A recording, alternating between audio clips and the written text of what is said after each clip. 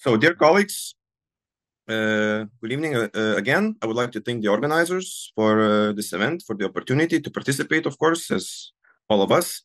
My area of interest is the Baltic Crusades. And since the Bohemian Kings, I kind of changed from Czech to Bohemian because I don't know which one is more acceptable, but we'll see.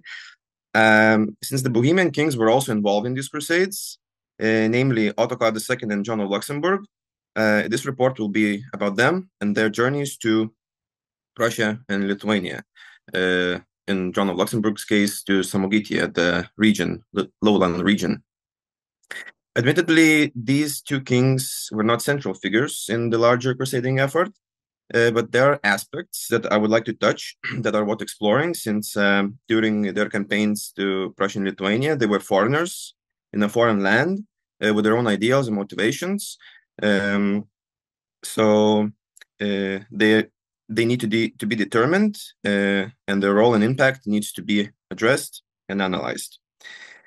So I'll raise two questions. So the first question is how the Western European Christian ideals and broader motivations of Ottokar II and John of Luxembourg corresponded to the spirit of the Crusades, and how these motivations were realized and influenced in the conquest of Prussia and Lithuania in the 13th and 14th centuries. So I'll start about the characteristics first of these two kings, because they're important.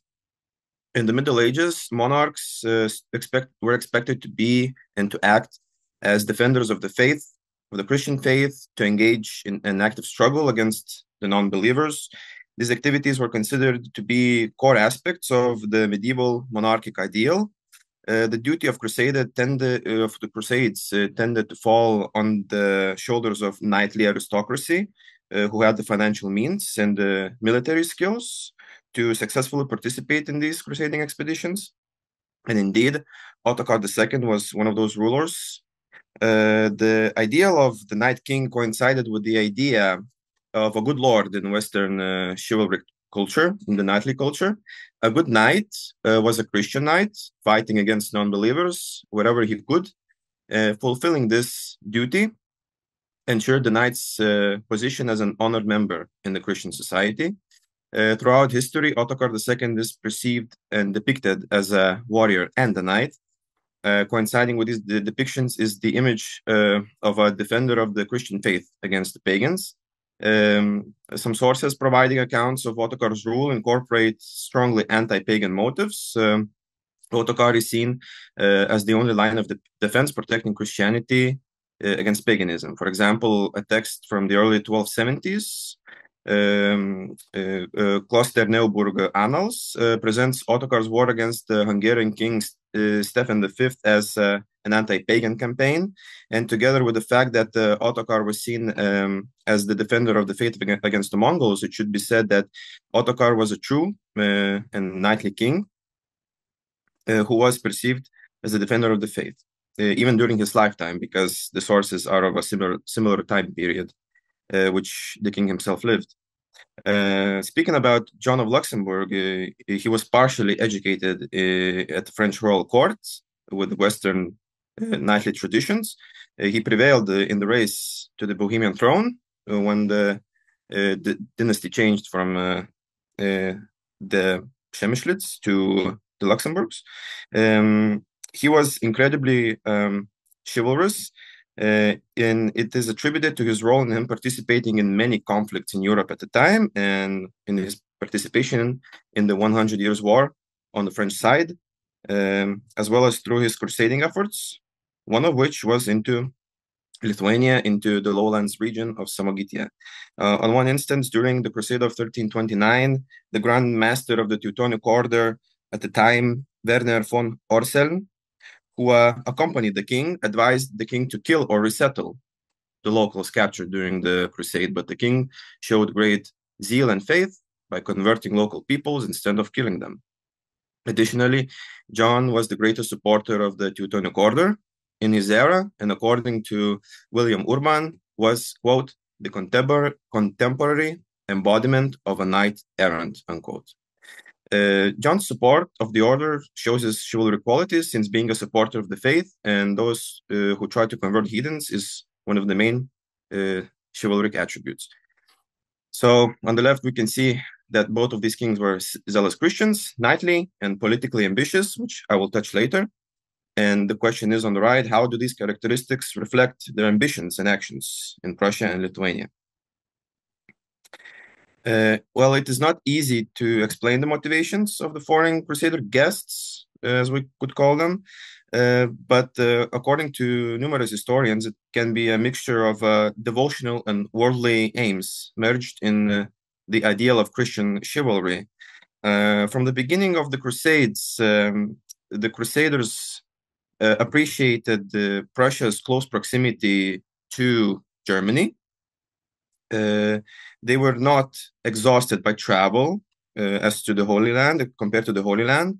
The Crusaders could afford expenses of a relatively short stay in the Northeast.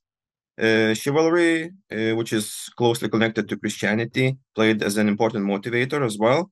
The geography of forests, lakes, marshes, which is the main geographic aspect of Prussia and Samogitia, really appeased the chivalric ideal of, quote, desertum. For example, Duke Ludolf of Brunswick in the 12th century made the Crusades a showplace for Western chivalry. He wrote inspired poetry, instituted celebration of King Arthur's Round Table, and urged squires and knights around Europe to come to Prussia to perform valiant deeds against the enemies of the cross. All of this development was supported by the Teutonic Order in the later years, centuries especially, to draw more and more powerful allies and supporters to crush the pagans. And this map was mainly to show of course, the distance between the Holy Land and Prussia. And as I present, you can read this Jonathan Riley Smith quote. Of course, the social political aspects should not be overlooked. The invasion of Prussia by Ottokar II had a prestigious character and the expected political benefit of strengthening his position within the papal curia. The march to Prussia could be linked to several visits by some notable figures, like before Ottokar's 1254-55 crusade, Anselm, the first bishop of Varmia, and the Grand Master of the Teutonic Order, Popo of Osterna, visited. These visits were, of course, connected to the planned crusading efforts. And we know that in November 1254, the Pope agreed that Ottokar II would be the leader of a new crusade enterprise. So it is clear that from the 13th century onwards, the political power context of Bohemian kings and nobility was their projection of imperial interests and papal policies expressed in the expansion of the Teutonic order. During the time of the Great Prussian Uprising, according to Peter Duisburg, Ottokar went on the Crusades in 1267-68 to help quell the uprising and to help his fellow Christians, which also could either coincide with holy war and or knightly ideals. In the mid-13th century, when King Ottokar II of Bohemia became the most powerful figure in the Roman Empire, he was supposed to take control of the Crusades against paganism. John of Luxembourg also had his own political motivations. He regarded the order, the Teutonic Order, as his natural ally versus Vladislav I Poland.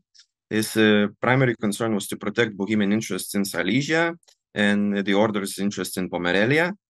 He also supported the order with 3 military campaigns against Lithuania, and this was mainly due to his knightly qualities. The most important took place in 1329.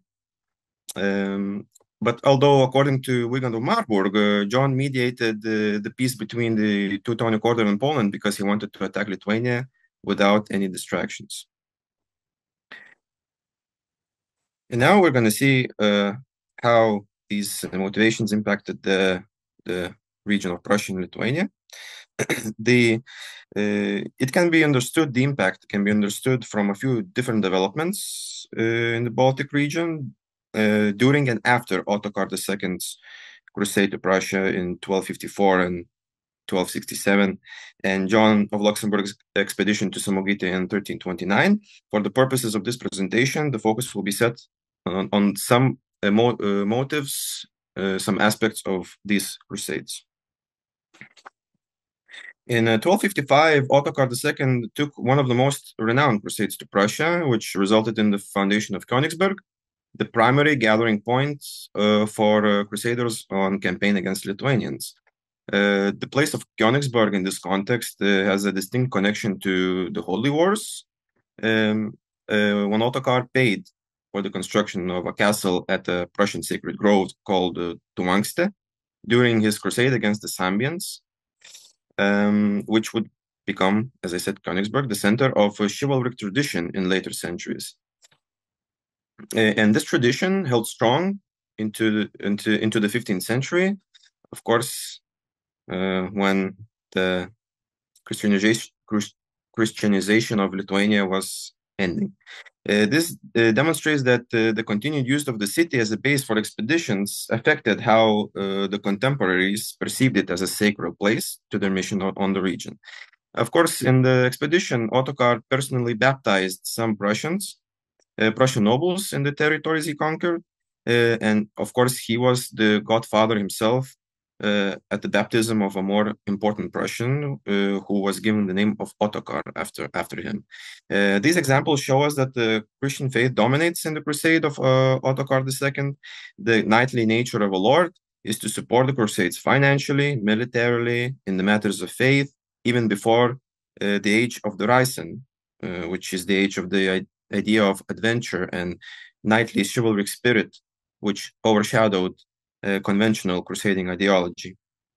After Ottokar's crusade, Prussia still remained popular amongst especially German nobles as a crusading destination, but successful expeditions to Prussia always relied on there being a lord with his entourage who would create the nucleus of the army, and usually he needs to be respected from the Holy Roman Empire or Poland.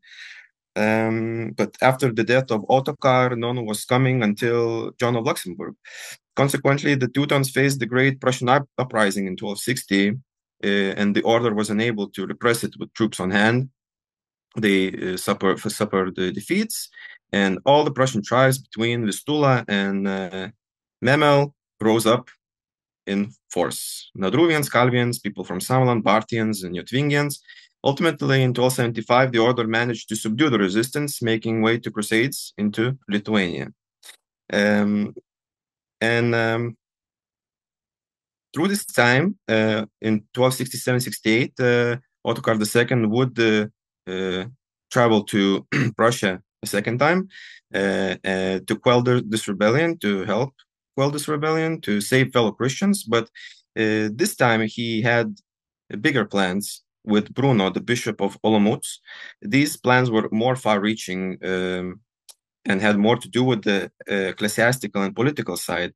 Apart from defending his Christians in Prussia, the king and the bishop began negotiations with the Teutonic Order to guarantee Ottokar the existing or seceded territories of Prussia in exchange for the king's support against the Galindians, Jotvingians, and Lithuania. In the meantime, the king and the bishop demanded that the newly acquired territories be made subject to the king of Bohemia, and in ecclesiastical terms, to the bishop of Olomouc, with Olomouc being elevated to the status of a metropolis. Pope Clement at the time rejected these demands. He merely allowed the king to keep the conquered territories under his administration. He forbade the elevation of Olomouc, as otherwise the Archbishop of Mainz would suffer damage, because the diocese of Olomouc at the time was part of the Archbishopric of Mainz. The Pope merely approved the spiritual administration of the conquered territories, but only of Galindians and Jotvingians.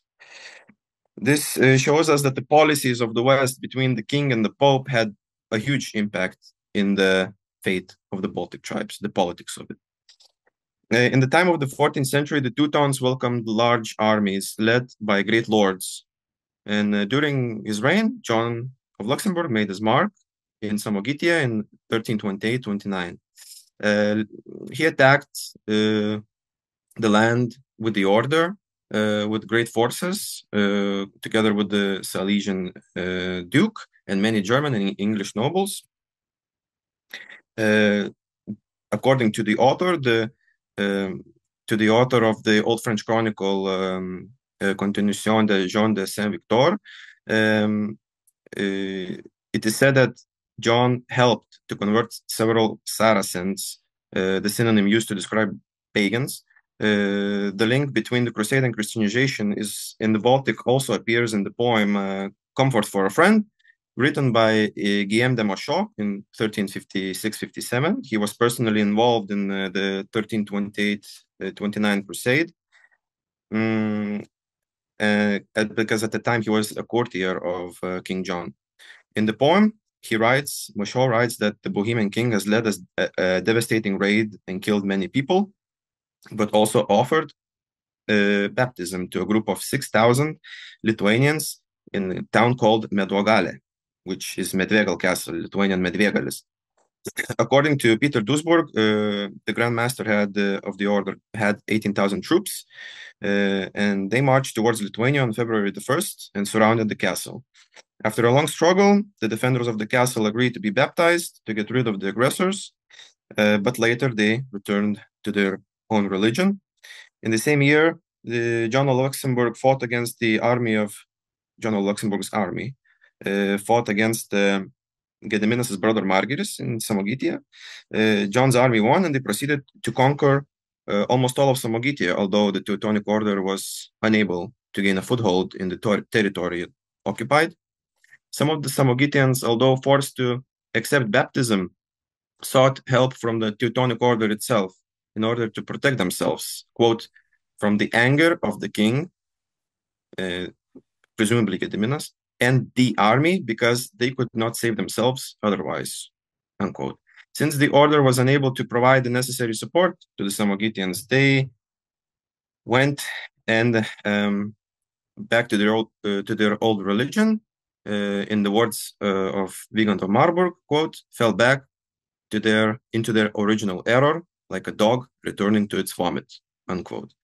And these descriptions show us that the Bohemian kings influenced the region in a religious, political, and social standpoint with varying degrees of success. And to conclude, after analyzing the context of these two kings that they found themselves in, the motives were not a case of some unorthodox historical consequence. The crusading tradition, which helped the Teutonic Order helped to propagate, was a mixture of political, social, and geographic circumstances of the pagan region and the West, and the Christian chivalric traditions that started to take final shape during the 14th century. And of course, we can see a lot of political motives here, similar to other rulers or kings, like the Polish kings, which started organizing holy wars or proto-crusades against the Pomeranians or Prussians. And the second point I want to make is that John and Ottokar were influenced by Christian and knightly traditions and ideals in these crusades, meaning that their decisions to convert locals, to plan the ecclesiastical future of the region, to enterprise and support Teutonic Order's actions, because at the times it struggled otherwise, helped to further propagate the crusading ideal in the West, and it helped to keep crusades alive in Prussia and Lithuania with varying degrees of success, which ultimately in the 15th century, Lithuania became Catholic. So thank you for your attention, and thank you for listening.